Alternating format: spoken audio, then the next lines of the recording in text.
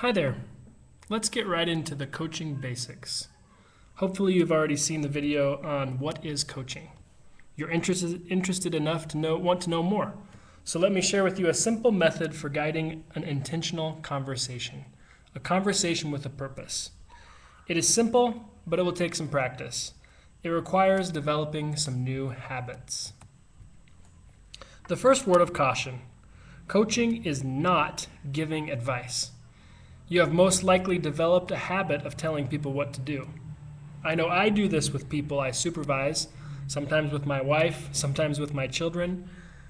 If someone comes to me with a problem, my first reaction is to give them a solution. This is the opposite of coaching. Read the statement above about ideas. This shows the great potential and danger of coaching. We all like our own ideas. This is the power of coaching. A coaching conversation can draw out ideas from the person being coached.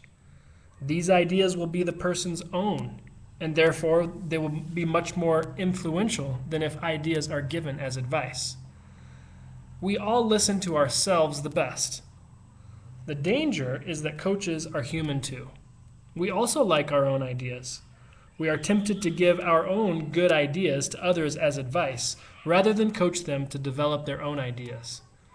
If you can resist the temptation to offer advice, you have mastered the first rule of coaching. So what do you say if you shouldn't give advice? You ask questions, intentional questions. A coaching conversation can be broken up into 4 parts: connect, celebrate, clarify, and challenge. We will go over each of these, but for now it can be helpful to remember these 4 C's. This is a simple way to remind yourself that the conversation has purpose and direction. The first C is connect. This starts with the coach taking the first step. As leaders, we do not wait for people to come to us and ask to be coached.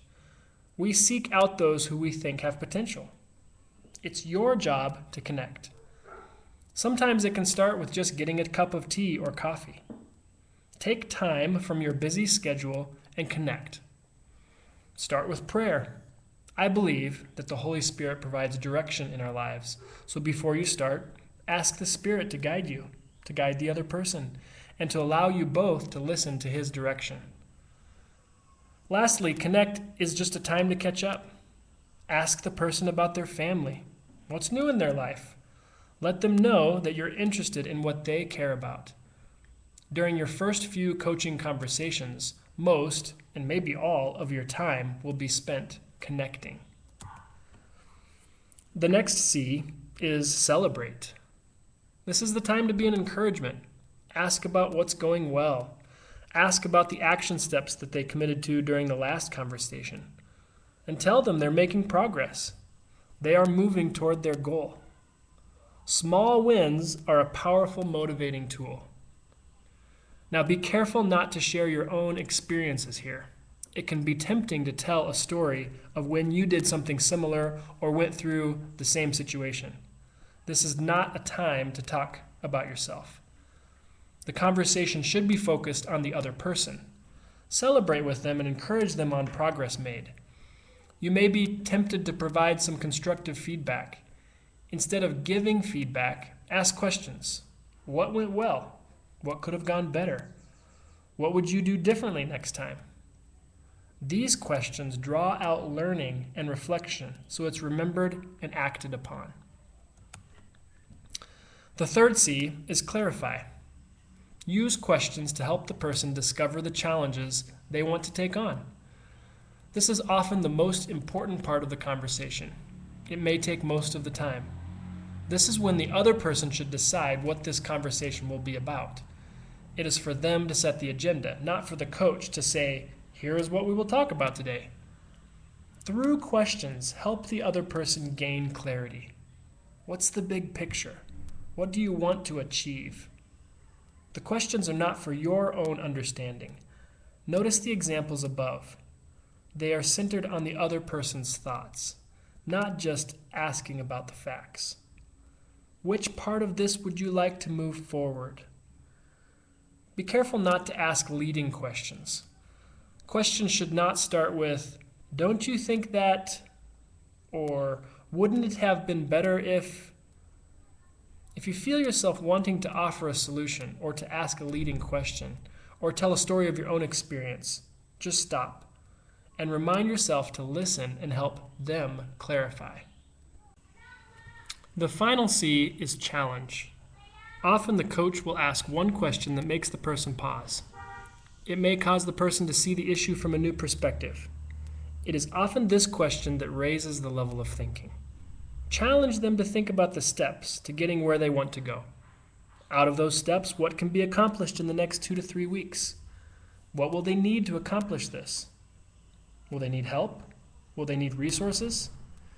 It's important for the coach to continue asking questions until the action steps are broken down into small actions. Each step should be something that the other person feels able to accomplish during the next 2 to 3 weeks. Test them by asking, how could you do that? What would that look like in the next 2 weeks? How doable does that sound in your schedule? This is a time when the coach can provide just a few, insights from your own experience. Sometimes the person will ask directly for advice. Even if they do, it may be best to allow the person to learn on their own. A question like, where could you go to get the information you need to make this decision? Finally, I like to wrap this section up by asking the other person what they want to remember from this conversation. And then finally, plan the next time to connect. Make sure you set a time and a place and you put it on your calendar. So now you know the 4 C's: connect, celebrate, clarify, and challenge. A guide to asking questions and guiding a purposeful coaching conversation.